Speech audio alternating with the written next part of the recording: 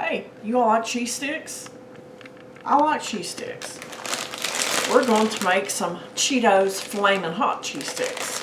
And we're going to make these in the air fryer. Okay. I've already ground up some of our Cheetos right here, but I'm going to show you how I done it. I have a little mini food processor, and I put probably about a cup or so of the Cheetos in there. And we're going to measure, line this little thing up with here.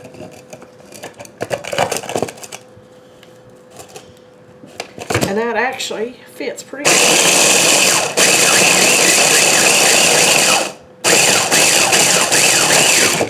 Okay. Pulse it just a little bit more here. We want fine crumbs.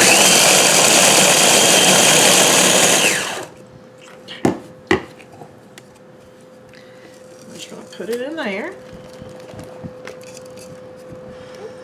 That should be plenty.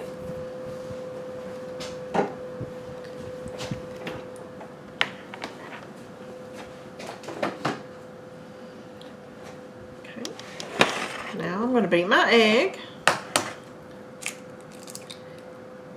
If you folks ever made cheese sticks at home before, if you have, let me know. They're actually very easy to make. You can make them in the oven, you can make them in the air fryer, or you can actually fry them in a pan or deep fry them. There's plenty of things that you can do with them. I'm going to beat our egg up.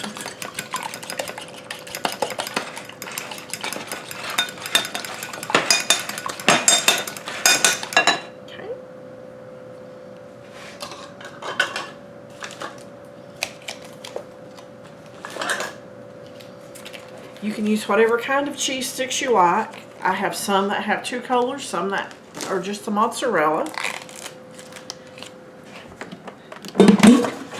I have a basket of my air fryer lined with parchment paper. That way everything doesn't stick and go everywhere in the air fryer.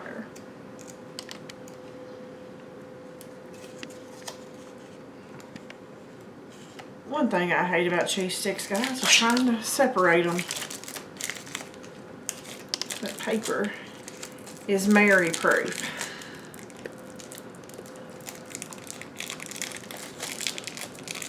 Yeah, I probably should have done this off camera, but guys, real life at my house, real life in my videos. Okay, we're going to roll this in flour. Okay, then we're going to roll it in egg. Try to get everything covered that we can. Then we're going to cover it in the crumbs. And we're going to put it in our air fryer. We're going to go ahead and continue until I get the air fryer full, and then we're going to fry it. Okay, I'm just continuing on putting the egg and the Cheetos on these cheese sticks. And the only thing we need to do is put them in the air fryer really until the cheese starts to melt. I'm going to put them on 400 degrees because that's the max temperature my air fryer goes to.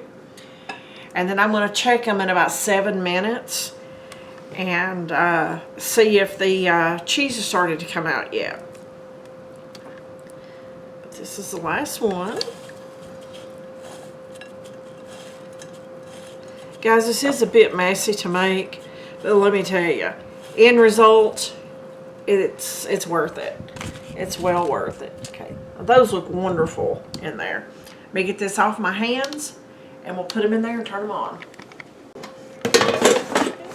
Put that in there. Plug it up.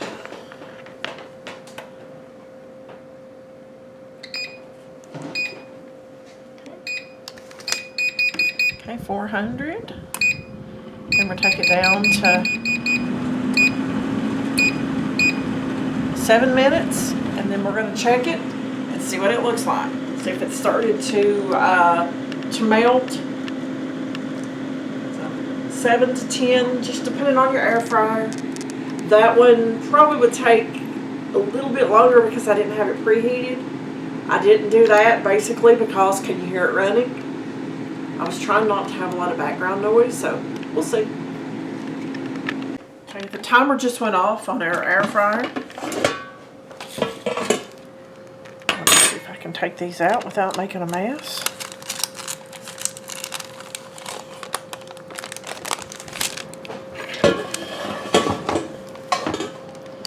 And folks, I have made these in the oven and in the air fryer, and in all honesty, they look a lot better and hold their shape better in the air fryer than what they do in the oven.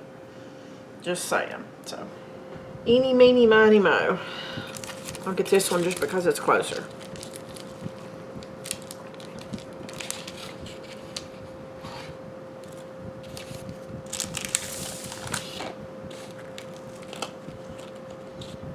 You can see how well the breading stayed on these. Much better than using the baggie and the rolling pin to beat it out. Using the little mini food processor and getting the crumbs a lot finer makes a world of difference.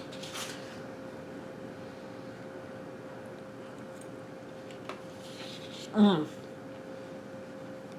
yeah. Thanks for watching. Hope you've enjoyed this little snack video that we've made. Like the video, subscribe to the channel, and I'll see you on the next video.